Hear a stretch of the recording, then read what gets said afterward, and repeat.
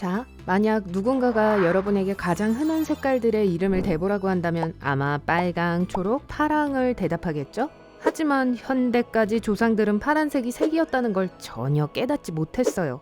1800년대에 영국의 학자 윌리엄 그래드스톤은 호메로스가 자신의 유명한 오디세이에서 파란색이라는 단어를 전혀 쓰지 않았다는 걸 알게 되었어요. 그는 심지어 바다를 깊은 빨간색이라고도 했죠. 호메로스는 옷, 갑옷, 사람 얼굴 그리고 동물들을 자세히 묘사했어요. 하지만 색깔은 모두 다소 엉망이었죠. 철과 양은 보라색이었고 꿀은 녹색이었어요. 책에서 검은색은 200번, 흰색은 100번, 빨간색, 노란색, 녹색은 각각 15번 이하로 언급됐어요. 다른 고대 그리스 글에서도 마찬가지였어요. 파란색이란 단어는 존재하지 않았죠. 글래드스톤은 고대 그리스인들에게는 단색의 세계관이 일반적인 것이라고 생각했어요. 하지만 몇 년 후 그의 추종자들이 연구를 이어서 했는데 그들은 다른 문화권에서도 파란색에 대한 언급은 찾지 못했어요. 고대 아이슬란드 영웅전설, 중국 이야기, 아랍어, 힌두어 문헌 등 모두 파란색을 피했어요. 심지어 하늘에 대해 이야기할 때도 말이죠. 알고 보니 이 색을 묘사하기 위해 처음 파란색이라는 단어를 쓴 사람들은 이집트인이었어요. 또한 파란색 염료를 생산한 유일한 사람들이기도 했죠. 그래서 고대 그리스나 다른 조상들도 블루스를 불렀다는 언급이 없는 건가 봐요. 제가 지어낸 이야기냐고요? 네, 자연에서 푸르게 보이는 건 하늘뿐이라는 걸 깨닫기 전까지는 이상하게 들릴 수 있어요. 야생에서는 푸른 동물이나 푸른 꽃이 그리 많지 않아요. 그리고 푸른 눈은 지금보다 옛날에는 훨씬 더 드물었어요. 거의 모든 언어들이 처음에 검정색과 흰색의 단어가 발달한 다음 빨강, 노랑, 초록의 단어들이 발달된 이유죠. 하지만 파란색이란 이름이 없다고 해서 조상들이 파란색을 전혀 볼 수 없었던 건 아니에요. 그냥 이 색이 그들에겐 두드러지지 않았을 뿐이에요. 나미비아의 힌바라고 불리는 부족이 있어요. 이들에겐 아직도 파란색, 블루를 나타내는 단어가 없어요. 그들은 또 녹색과 파란색을 구분하지 않아요. 대신 그루 같은 게 있죠. 이들에게 파란색 1개와 녹색 11개의 정사각형을 보여주었을 때 이상한 걸 찾아내는데 힘들어했어요. 하지만 이들에겐 대부분의 다른 언어들보다 더 많은 녹색의 색조를 나타내는 단어들을 갖고 있었어요. 그래서 부족원들은 녹색 사각형의 음영에서 아주 작은 차이도 순식간에 찾아냈죠. 러시아인들에게 다른 음영의 푸른색을 보여주면 영어권 사용자들보다 훨씬 빠르게 밝고 어두운 걸 고를 수 있어요. 그건 이들이 단지 하나의 보편적인 단어보다는 밝은 파란색과 어두운 파란색을 위한 별도의 단어를 사용하기 때문이에요. 사는 곳에 따라 색을 인식하는 방식이 바뀔 수 있어요. 예를 들어 영국에서 오래 산 그리스인들은 종종 연한 파란색과 진한 파란색을 하나의 색으로 생각해요. 하지만 그리스에서는 러시아처럼 이걸 표현하는데 보통 2개의 단어를 사용해요. 색을 인식하는 방식은 단지 육안으로 뭐가 보이는가의 문제가 아니에요. 여러분의 뇌가 본 걸 어떻게 처리하느냐에 더 달려있죠. 즉, 아주 주관적이란 뜻이죠. 어떤 사람들은 색을 문자와 숫자로 보거나 듣기도 해요. 북극권 한계선에 더 가까이 사는 사람들은 각기 다른 색조의 눈 이름을 말할 수 있어요. 눈을 항상 보기 때문이죠. 나머지 사람들에게 눈은 그냥 흰색이죠. 어떤 언어에는 색에 대한 일반적인 이름만 있을 뿐이에요.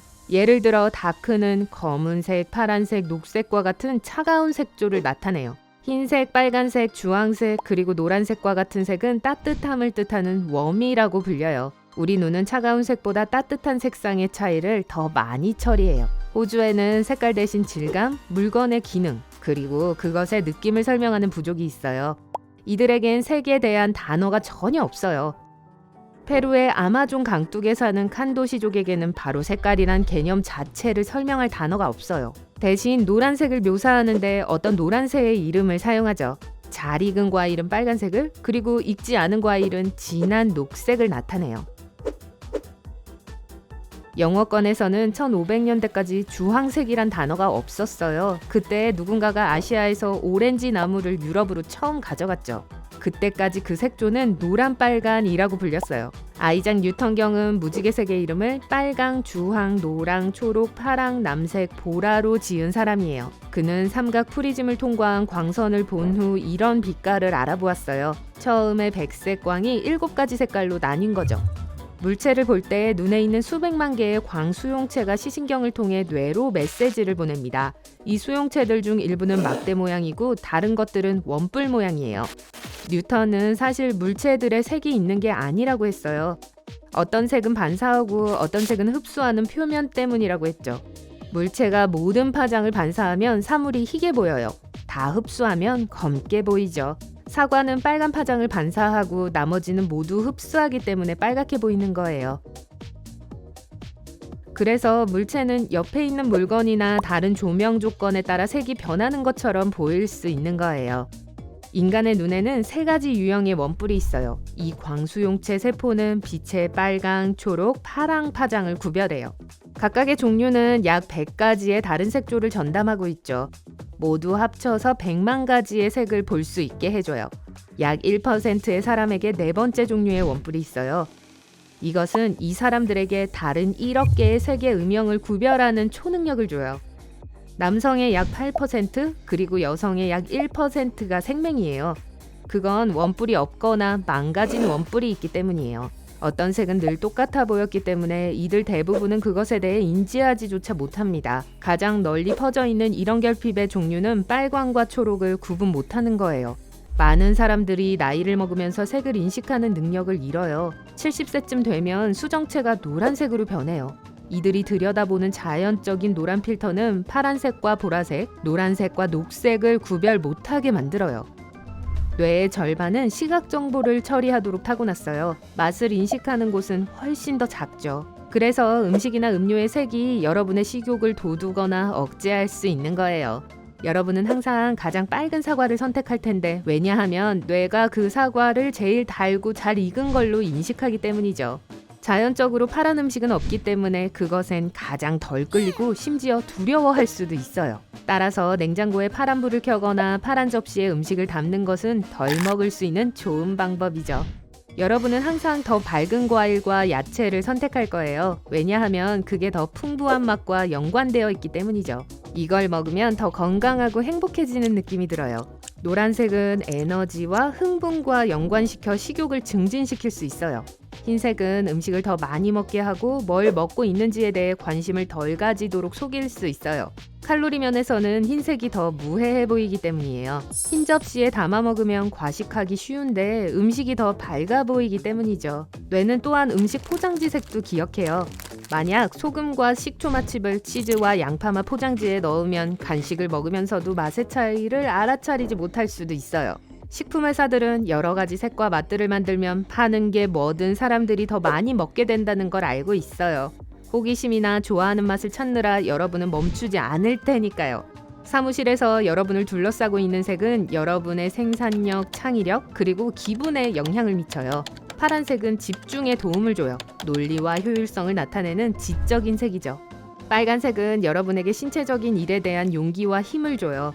노란색은 여러분을 더 행복하게 하고 생산적이고 자신감 있게 해줘요. 녹색은 사무실 환경에 균형과 조화를 가져다 줍니다. 또한 눈은 이 색을 좋아해요. 이 색에 적응할 시간이 필요치 않거든요. 주황색은 편안함과 따뜻한 느낌을 주기 때문에 사무실 라운지의 안성맞춤이죠. 새, 물고기, 그리고 다양한 포유류들은 인간과 마찬가지로 전체 색 스펙트럼을 다 볼 수 있어요. 어떤 동물들에게 좋은 색 시력은 매우 중요한데 그게 없다면 익은 붉은 과일과 익지 않은 녹색 과일을 구별할 수 없을 거예요. 하지만 벌과 같은 일부 곤충들은 우리의 눈으론 볼 수 없는 자외선 색을 인식하기도 해요. 깡충거미는 8개의 눈을 갖고 있어요. 그중 가장 큰 눈은 이 생명체에게 고해상도의 시력을 제공해주죠. 또 인간보다 폭넓은 색의 스펙트럼을 갖고 있는 자외선을 감지할 수 있는 특별한 색소를 갖고 있어요. 황소는 부분적으로 생명이며 오직 노랑, 초록, 파랑, 그리고 보라색만 볼 수 있어요. 이들에겐 붉은 망막 수용체가 없어서 빨간색을 볼 수 없어요. 망토로 장난치는 건 그만둬야겠네요. 개는 사람보다 하나 적은 2종류의 색 감지 원뿔을 갖고 있어요. 개들은 노란색과 파란색에서 자외선까지 감지할 수 있죠. 우리들의 원뿔은 비교적 밝은 빛에 잘 작동해요. 그리고 우리의 간상세포는 어두운 빛에서 볼 수 있도록 도와주죠. 하지만 이 경우 주변의 모든 게 회색빛으로 보여요.